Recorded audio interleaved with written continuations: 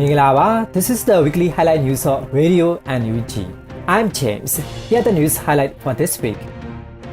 The acting president of the National Unity Government, His Excellency Dua Lashila, sends his 28th congratulation letter to the Anti-Coup Committee Korea.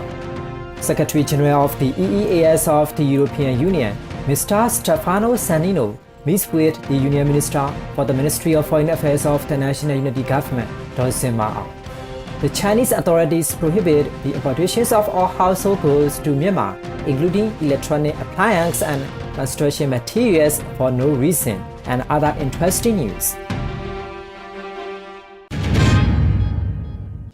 These are the weekly news details. The acting president of the National Unity Government, His Excellency Dua Lashila, sent his 28th congratulation letter to the Anti-Coup Committee Korea on 21st of October 2024.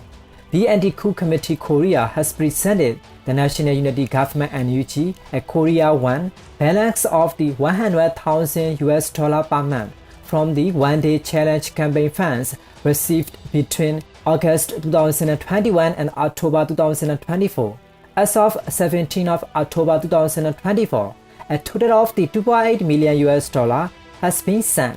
The National Unity Government has recognized the one-day challenge members by treating their monthly income as tax money, providing tax certificates every 6 months, and awarding a written letter of the congratulations from the acting president every 12 months.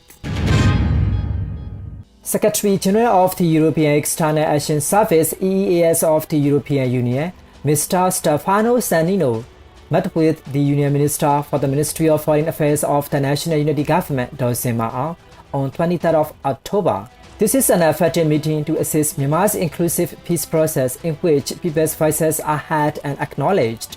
They also met in Brussels, Belgium in December of 2022. The Union Ministers of the National Unity Government as well as Ambassador Ujo Moton will attend the discussion, which will be based on Special Reporter Tom M.'s most recent report, which highlighted human rights violation.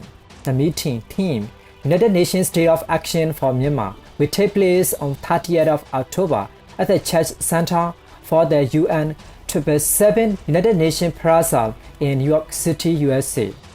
Based on the latest report of the Special Reporter Tom M.'s, who presented the current human rights violation in Myanmar, Uaw Myomin, Union Minister for the Ministry of Human Rights of the National Unity Government, the Executive Director of the Women Peace Network, Mawewe Nu, and the former President of Kachin Alliance, Gomsan Nansam, will lead the discussion.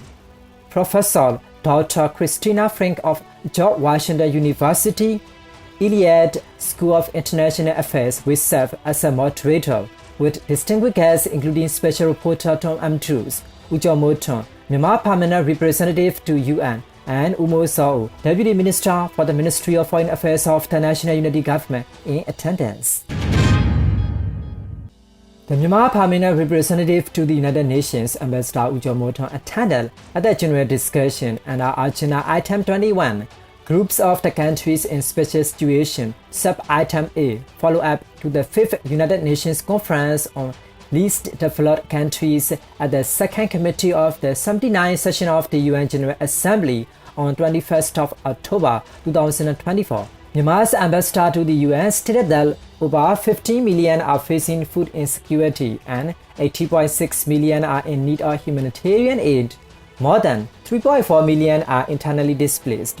Over 100,000 homes were burned down and destroyed. Over 6 million children are in displacement or malnourished or lack of sufficient healthcare and formal education. UNDP reported that nearly half of the population is living below that national poverty line. The impacts of the Typhoon Yagi have compounded these challenges, leading to an increased displacement and further loss of lives. Under such difficult circumstances, the National Unity Government, along with ethnic resistance organizations, EROs, and other partners, continue to provide urgent assistance to the people on the ground, including life-saving aids, humanitarian, education, and healthcare services. The Chinese authorities have arbitrarily prohibited the importation of all household goods into Myanmar, including electronic appliances and construction materials, without any reason, according to the border traders. Yunnan province government officials notified Chinese traders and freight forwarders at the border 22nd of October. The Daluo Transport Terminal in Sasampana Township, Yunnan province informed their customer that Chinese export of the various household goods, electronic appliances and accessories such as batteries, solar battery, solar panels, engines, light bulbs, lamps, food products, blankets, cement will be temporarily suspended due to changes in the export control policy, and political and policy reforms will be announced again. Although the Chinese embassy in Myanmar does not often issue statements about border trade, an officer of the military council station on the China-Myanmar border confirmed the news to the People's Spring News Agency.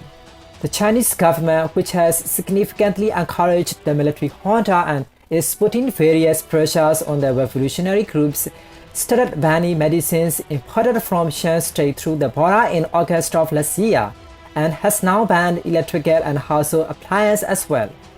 Political and military analysts believe that since ethnic armed forces have been allowed to control most of the cities where the border gates are located, the Chinese side may be doing this to put stress on the ethnic armed organizations. The vice leader of the terrorist military junta, Sowin, had instructed the seizure of the commodities that had crossed the border illegally, as well as the closure of the Chinese border gates due to the prohibition on imports. The resistance forces occupying the majority of the border trade zone left the military junta in control of the only Kampai D and Jaindong gates. These are the weekly highlight news of Radio and UG. We will present more interesting weekly local news to you. Thanks for joining our news.